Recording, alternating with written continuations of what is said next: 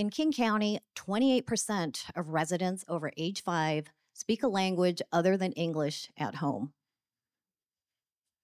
which is higher than the nearly 21% statewide.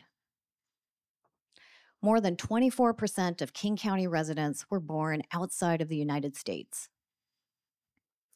People who are Black, Indigenous, and people of color already face barriers when accessing services. There are more barriers when they or their loved ones have intellectual and developmental disabilities and when their first language is not English. When we reduce those barriers, we provide better supports to everyone. We need language access across all systems and programs. Our governments must expand supports to ensure access to services for multilingual and multicultural residents. Our first legislative priority is to increase language access for individuals with intellectual and developmental disabilities by funding interpretation and translation services.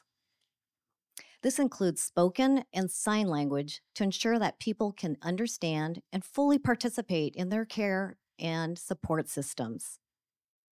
This funding will empower service providers to deliver language access services to families and individuals. So our first speaker, Hattie, will share her story.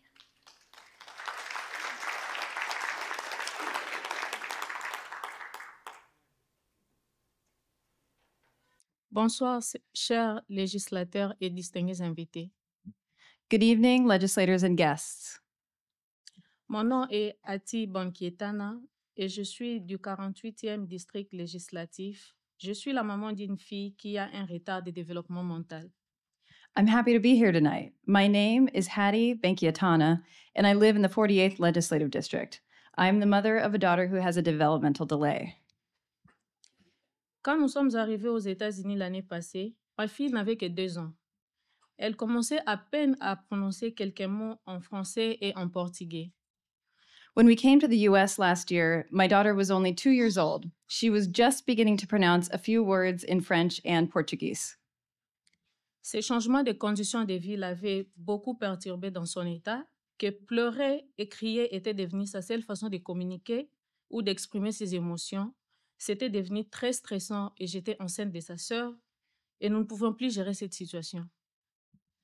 This change in living conditions has greatly impacted her mental health. So crying and screaming had become her only way of communicating or expressing her emotions. I was pregnant, and that situation became very stressful for us. Nous avions besoin d'aide et nous avons reçu des services d'une agence qui fournit un soutien précoce aux nourrissons et aux tout petits enfants. We needed to get help, and we received services from an agency that provides early support for infants and toddlers. Ils ont mis à sa disposition un orthophoniste, un interprète parce que nous ne pouvions pas parler anglais et un thérapeute pour contrôler ses émotions et l'aider dans sa compréhension. They provided her with a speech therapist, an interpreter because we couldn't speak English, and a therapist to help her control her emotions and help her in her understanding. Ce programme nous a aidés en tant que parents de comprendre les vrais problèmes de notre fille. This program helped us as parents to understand the real problem that our daughter was experiencing.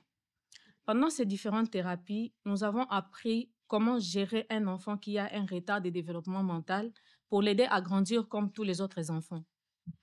And during her different therapies, we learned what we should do and how we could support her as a child who has a developmental delay to help her grow like all other children.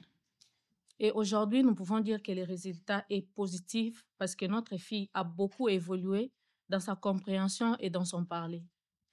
Today, the result is positive. Our daughter has evolved a lot in her understanding and in her speaking. Je ne remercierai jamais assez tous qui nous ont aidés et qui continuent à aider notre fille pour son développement. Que Dieu vous bénisse. I can never thank enough everyone who has helped us and who continues to help our daughter with her development. God bless you.